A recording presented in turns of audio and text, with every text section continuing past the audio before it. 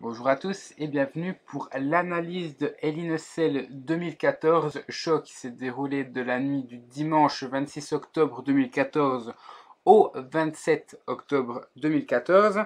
Donc comme vous avez pu le voir, c'est un show qui a proposé 8 matchs en tout et qui a vu 4 face et 4 heals l'emporter. Voilà, ça c'est pour les chiffres du jour. Je vais pas relever le thème du PPV parce que je l'ai trouvé assez fade et que pour un Elinocell, ça méritait clairement pas d'être cité. La petite promo où on voit Ambrose clairement en avant là pour les 30 premières secondes, moi ça me plaît, donc ça c'est une chose que je peux mettre en avant. Voilà. On commence donc directement par le match qui était l'opener, donc Ziggler contre Cesaro. Donc première chose que j'ai mis, c'est Cesaro a une coupe qui est bien mieux que l'ancienne. Donc comme vous avez vu, il s'est rasé le crâne et cette fois-ci il a moins l'air de la Suisse. Encore une fois, c'est pas contre les Suisses, hein, j'habite en Suisse, j'ai rien contre eux, mais ça fait moins effet yodel, si vous voyez ce que je veux dire. Je suis vraiment dans les clichés, mais du coup, il est plus crédible comme ça, il paraît plus sérieux que sa petite coupe au bol à moitié chauve avec sa calvitie. Voilà, je pense que vous m'avez compris. Sinon, j'ai mis quel premier match et quel superplex de Cesaro sur Ziggler. Et ce que j'ai apprécié dans ce match-là, c'est tout simplement la résistance de Ziggler et la puissance de Cesaro que j'ai trouvé, ils font une très très bonne paire dans ce sens-là. Ce qui est dommage maintenant, c'est qu'il y a eu un 2-0 dans un match au meilleur des trois tombés. Donc ça, c'est pas une chose qui me déplaît dans le sens à proprement dit, parce que des 2-0 dans les matchs au meilleur des trois tombés, ça se fait très très rarement et donc ça change et ça en devient presque original. Non, ce qui m'énerve là, c'est que ils sont basés un peu sur la domination de Cesaro et sur la résistance de Ziggler. Et c'est les mecs qui défendent, qui gagnent de 0. Et ça, je trouve que c'est un petit peu mal fait. Encore plus dans le sens où Cesaro est assez décrédibilisé ces derniers temps. En fait, on ne sait pas vraiment ce que la WWE veut faire de lui. Si ça avait été un autre, ça aurait mieux passé. Là, Cesaro, ça fait un petit peu mal quand même. Donc c'est le seul point négatif que je donnerais. Sinon, c'était bien rythmé, c'était vraiment parfait. Il y avait une bonne ambiance, le public était dedans. Alors, j'ai pas encore fait mes petites feuilles, mes petites fiches que j'intègre aux images que vous voyez maintenant. Au moment où je fais les commentaires, je ne l'ai pas encore fait, je le ferai juste après. Mais la note, je l'ai déjà donnée, donc c'est du 8 sur 10 pour un match en opener, en sachant que je suis quelqu'un de beaucoup plus sévère avec cette nouvelle version des analyses. Je trouve que c'est une note qui est amplement méritée. Le deuxième match, c'est Nikki Bella contre sa sœur Brie. Donc là, aucun suspense au vu de la stipulation, vu que la perdante devenait l'assistante personnelle de la gagnante durant un mois. Et si la perdante refuse de servir d'assistante, elle sera virée de la WWE. En règle générale, et beaucoup de monde autour de moi l'a dit durant des vidéos, leurs vidéos, ça réussit tout le temps au heal. Et moi, la première chose qui me vient en tête, même si ça découle pas d'un match, si je me souviens bien, c'est quand Shawn Michaels a été l'assistant de JBL. J'aurais mal vu l'inverse parce que les heals se rebellent. Voilà. Donc là, comment dire ça? Ouais, on était déjà spoilé à l'avance sur le gagnant, donc voilà, c'était prévisible. Je cherchais le mot. Donc j'ai mis Brie est en train de tuer le Yes Movement. Je trouve que les yes étaient très bien utilisés au départ. Maintenant, on sent clairement que le public n'a même pas envie d'entrer en matière là-dedans. Ensuite, ouais, je l'ai déjà dit, le heel il gagne toujours ce genre de stipulation. Et j'ai mis match plaisant tout de même pour une pause pipi. Effectivement, moi, il y a 24 heures, parce qu'il est 21h39 le 27 octobre, donc il y a 24 heures, j'avais pas encore vu le PPV. Mais si on m'avait demandé de choisir entre un des deux matchs féminins, j'aurais clairement pris le Page AJ. Et maintenant, 24 heures après, donc je me dis qu'il n'y a pas photo, le match des Bellas en vaut clairement plus la peine. Voilà. Après tout ça, je mets comme un 7,5 sur 10. Alors là, on pourra peut-être me trouver un petit peu gentil, clément sur la note, mais voilà, je trouve que comparé au match pour le titre des Divas, c'est amplement mérité. Voilà. Ensuite, on avait le troisième match, celui qui comptait pour les titres par équipe de la WWE. Donc, les représentants, les champions étaient donc les Dust contre les Usos, anciennement champions. Alors voilà, là c'est ma première déception de ce show-là. J'ai mis match maladroit autant dans le rythme que dans la finalité. Effectivement, il y avait beaucoup d'incohérence déjà dans la finalité, dans la fin du match. Je sais plus, c'est Goldust qui porte le tombé final sur Jey Uso et on voit que Stardust ne sait même pas vraiment où se mettre pour pouvoir contrer un éventuel, comment dire, une éventuelle obstruction, si on veut bien, dans le tombé de la part de Jimmy. Déjà là, il y a un problème, et puis au niveau du rythme, même les Christophe Ajus et Philippe Chirol l'ont dit, c'est un clair faux rythme qui a été instauré. Moi, j'ai clairement pas été emballé par ce match-là. Euh, j'ai mis après tantôt rapide, tantôt inexistant. J'ai décroché par moments, tout comme le public, visiblement. Et le seul bon point, c'est qu'il y a eu un peu de suspense parce que j'ai mis que j'ai bien cru que les Usos récupéreraient leur titre.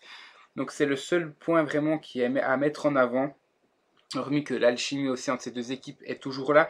Mais moi, ça m'a pas emballé. Et je pense que la plupart des fans, c'est exactement pareil pour eux. Et là, je vais être très dur. J'ai mis 4,5 sur 10. C'est la première fois que je mets des notes aussi basses. Il va falloir m'excuser, mais ce sera comme ça. Voilà. Ensuite, on a, et là, à ma grande surprise, le premier Hell in a Cell match de la soirée, placé en 4e match sur 8. Et qui plus est le Randy Orton contre John Cena version 157. Voilà. J'ai mis encore une victoire de Cena. C'est vraiment dommage de voir que la WWE peut croire que les fans ne se lassent pas d'un énième match entre Cena et Lesnar. Vraiment, le seul bon côté qu'il y a à ça, c'est qu'il faut qu'il fasse gagner Cena. Je vois pas Cena perdre contre Lesnar une 3e fois d'affilée. Et voilà, maintenant, comment ils vont faire perdre Cena? Parce que c'est clair que Lesnar va arriver à WrestleMania en tant que champion. Donc à moins qu'il y ait un rapide changement de titre, donc je sais pas, John Cena remporte le titre, Brock Lesnar le remporte au prochain PPV, ou Seth Rollins débarque et gagne. J'ai de la peine à voir ça, mais alors là je suis très, comment dire, décontenancé, parce que une victoire de John Cena, ça me semblait totalement improbable, dans le sens où Randy Orton aurait pu effectuer un face turn aussi contre Brock Lesnar, ce qui me plaît pas, mais c'était prévu dans les plans. Et là, avec ce qui s'est passé, ça laisse totalement Randy Orton et Seth Rollins seuls, sans évolution, sans potentiels rivaux par la suite. Si on reste fixé sur ce match-là, j'ai mis match bien meilleur que celui de 2009, je crois. J'ai mis waouh. Personnellement, je m'attendais à un match vraiment catastrophique et finalement, non, j'ai pas été déçu. Bien que ça reste un match qui aurait pu donner beaucoup plus pour un match à l'Innocel, mais je vais pas me plaindre. Hein. Il y a 2 ans, on a eu un Ryback contre CM Punk qui était catastrophique.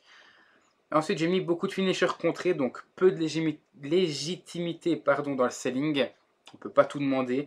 Moi, je suis friand de ce genre de schéma de match où il y a beaucoup de finishers qui sont portés. Ça décrédibilise un peu le finisher, mais ça augmente l'intensité du match.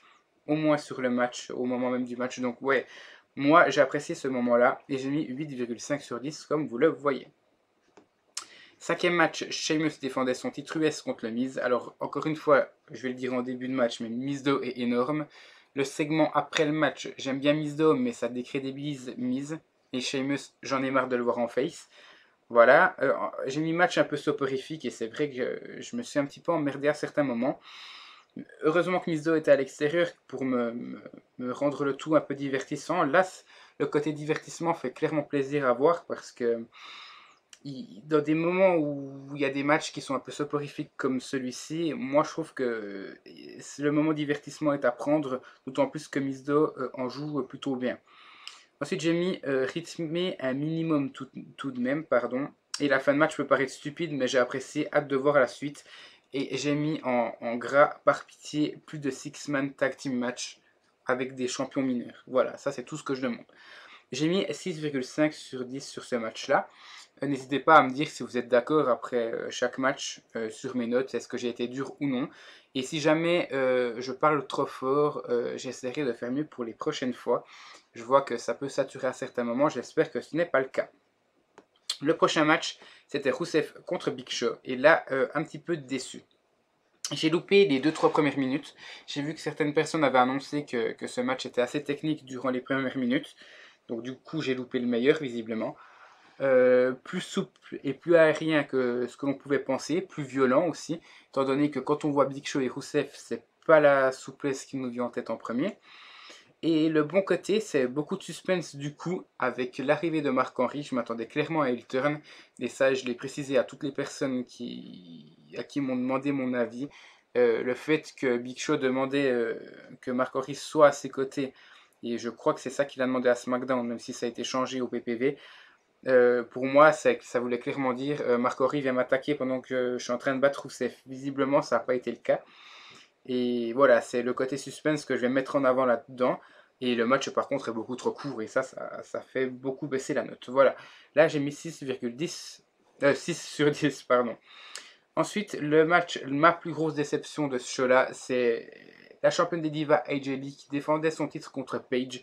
On a, selon moi, actuellement les deux meilleures divas du roster, sans compter NXT, parce que Charlotte, j'avoue qu'elle, ça c'est un autre sujet, mais j'avoue qu'elle m'impressionne de plus en plus. Mais j'ai mis que c'était un match technique, mais bien trop court. On fait passer Paige pour faible en la faisant taper rapidement, vachement bien. En plus, pour Total Diva, c'est encore plus gros. Une baffe à la fin sur Alicia Fox, quitte à jouer la heal, autant la rendre totalement cinglée. Une baffe, c'est nul, c'est vraiment nul. Et le pire dans tout ça, c'est que le public ne semble clairement pas dedans, et moi non plus, ça passe pas. Je suis désolé, avec ce que les deux nous ont déjà offert et ce qu'elles peuvent nous offrir de plus dans une rivalité entre elles, je suis désolé, ce match-là était catastrophique. Il y a eu des bonnes choses, hein, je ne dis pas le contraire. Mais pour moi, et je l'ai mis, ce match a servi de bouche-trou. Parce que la WWE ne savait sûrement pas à quoi s'attendre au niveau du planning, au niveau du temps pour leur main event. Tout simplement, ils se sont dit on va régler ça comme on peut. Et je trouve que c'est une très très mauvaise idée de l'avoir mis sur ce match-là parce que du coup, Paige déjà devient moins crédible et en plus avec son casting pour la 4e saison de Total Diva, ça l'a fini un petit peu. Voilà, j'ai mis 4 sur 10, je suis sévère mais j'aurais pu mettre beaucoup moins. Et comme je vous l'ai dit, le main event c'est Dean Ambrose contre Seth Rollins. Et là j'ai mis 3 points d'interrogation. Voilà, ce match est un notable.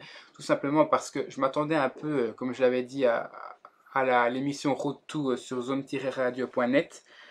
Je m'attendais que Mick Foley soit un symbole de ce qui allait se passer dans ce match-là, du fait que Mick Foley, en tant que Cactus Jack contre Triple H et en tant que Mankind contre Undertaker, il s'en est ramassé un petit peu plein la gueule, même si la cage était quand même beaucoup plus basse que ce qu'elle est actuellement, parce que là, une personne qui tombe de là, elle se fracasse la colonne vertébrale x 100.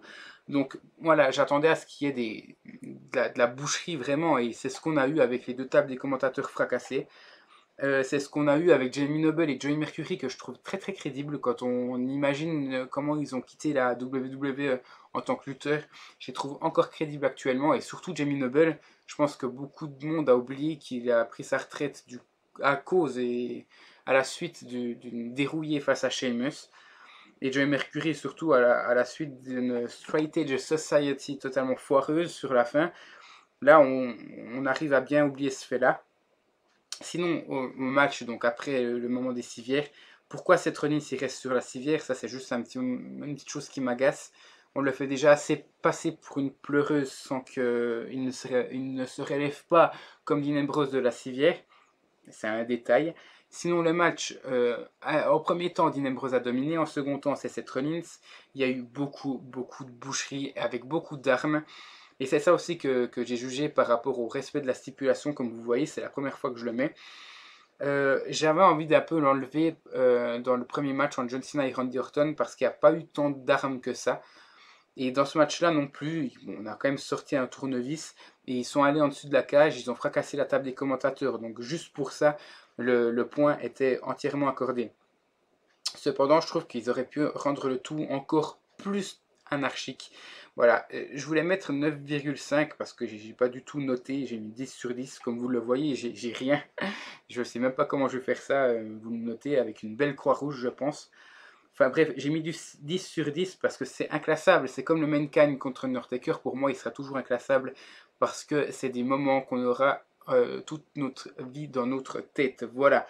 Donc, ça fait un total de 55 divisé par 8 matchs, ça fait une note de 6,9 sur 10. Je vous assure que le 6,9 n'est pas du tout fait exprès suite à l'émission de Road to Hell in a Cell sur Zone Radio avec Johan, hein, lol.